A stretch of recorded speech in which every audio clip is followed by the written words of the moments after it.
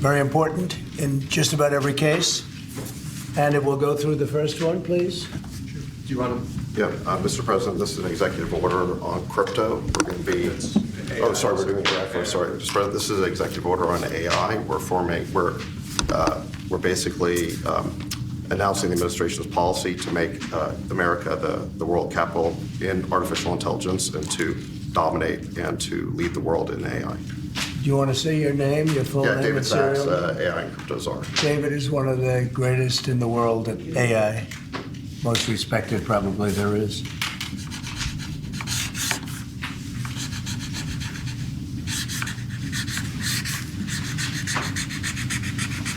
So that should take us to the forefront, right? Absolutely.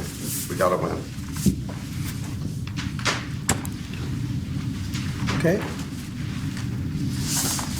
Thank you. And this, David, is?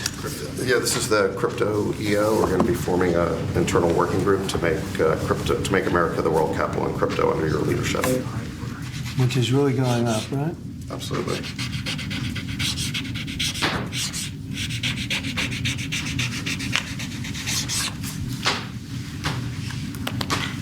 All right, David, that's for you. Thanks, sir.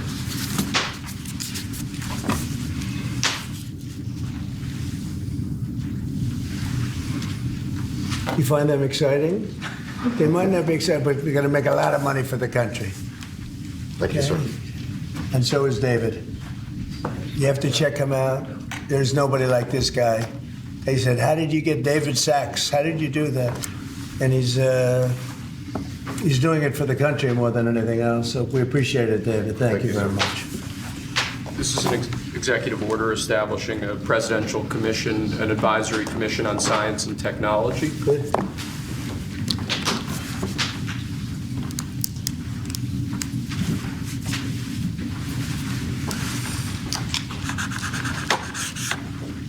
You want to explain that a little bit? The basic idea is to get together top people from government, the private sector, technology industry, as well as educational institutions, to make sure that America maintains its leadership position with respect to science and technology development in the years ahead. Good. That's great.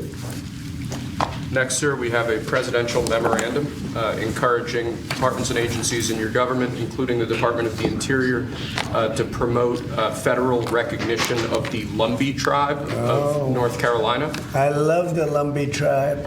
So this is their first big step, right? This would be a huge step for them, sir. Yeah, they were with me all the way. They were great. North Carolina, Lumbee tribe.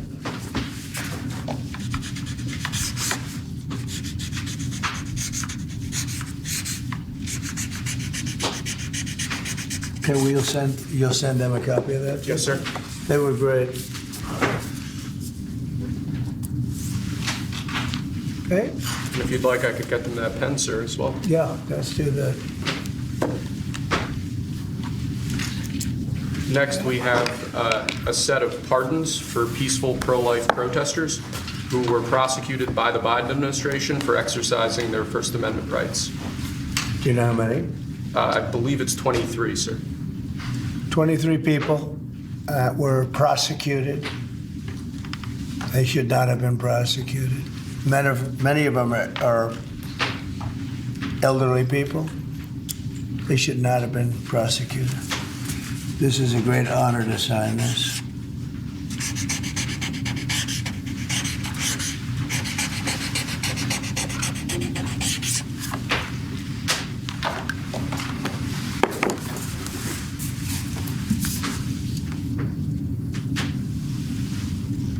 They'll be very happy. So they're all in prison now. Some are out of custody. It's ridiculous. Okay? Lastly, sir, we have an executive order ordering the declassification of files relating to the assassinations of President John F. Kennedy, Senator Robert F. Kennedy, and the Reverend Dr. Martin Luther King Jr. That's a big one, huh? A lot of people are waiting for this for years, for decades.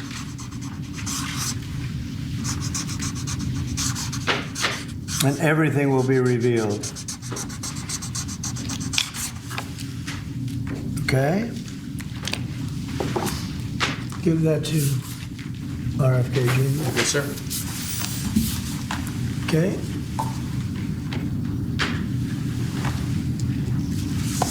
Okay, thank you very Mr. much. President, a U.S. judge temporarily blocks the birthright citizenship order. Do you have any reaction? No, to- obviously we'll appeal it. They put it before a certain judge in Seattle, I guess, right? And there's no surprises with that judge. Mr. President, Senators Collins and Murkowski have now said they will vote against Pete Hegseth. Are you worried about his confirmation and your reaction? And no surprises there. It's too bad, you know, it's just the way it is, too bad. And when would you adjourn Congress to make recess appointments, Mr. President? Well, I'd take a look at that. I'd listen to John Thune. He's doing a fantastic job. We're moving along. The Democrats are trying to delay government, as they always do. They can't help themselves. Even John Ratcliffe, who's very, very strong, very popular, and liked by the Democrats. I guess he gets a lot of Democrat votes. That's taking a long time, and it shouldn't be taking a long time. They're maxing everything out so they can delay everything as much as possible.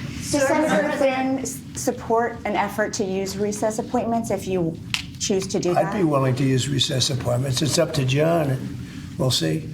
John Thune's a great guy, great senator, and knows his stuff inside out and backwards. But I would use recess appointments if he wants to do that. Absolutely. The Democrats are just delaying. They always delay. Mr. President, you spoke with the Saudi Crown Prince yesterday. Who? The Saudi Crown Prince. How was the call? Great. And they said $600 billion they're gonna invest. 600. I'll ask him for $1 trillion. You said you're gonna ask for $1 trillion. Will Saudi Arabia be the first foreign country you will visit since they invest in that much? Well, if they do that, I would, yeah. I would be glad to do that. I did it, as you know, 4 years ago. We did $450 billion, meaning the money all goes to American companies, and they purchase jets and they purchase computers and everything else. And we did $450 billion, and I guess we're at 650.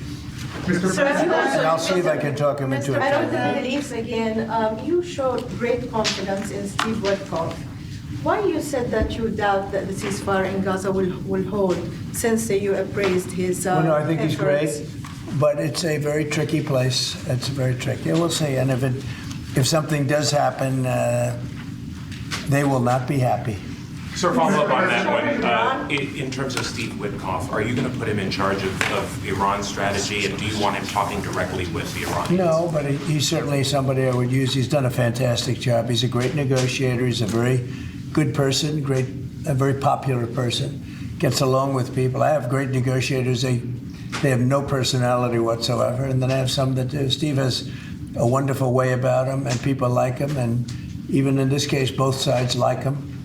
And he was able to make a deal. That deal would have never been made without Steve. The Biden people couldn't make the deal. They were working on it for 1.5 years. They couldn't make a deal. We got it done prior to the inauguration. We said it has to be before the inauguration.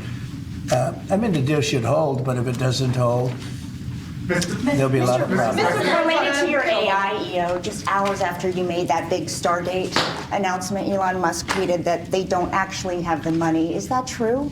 I don't know if they do, but, you know, they're putting up the money. The government's not putting up anything. They're putting up money. They're very rich people, so I hope they do. And, I mean, Elon doesn't like one of those people, so you're allowed Are to. you worried that AI is going to replace many American jobs? Does that worry you? No, it's going to create tremendous numbers of jobs.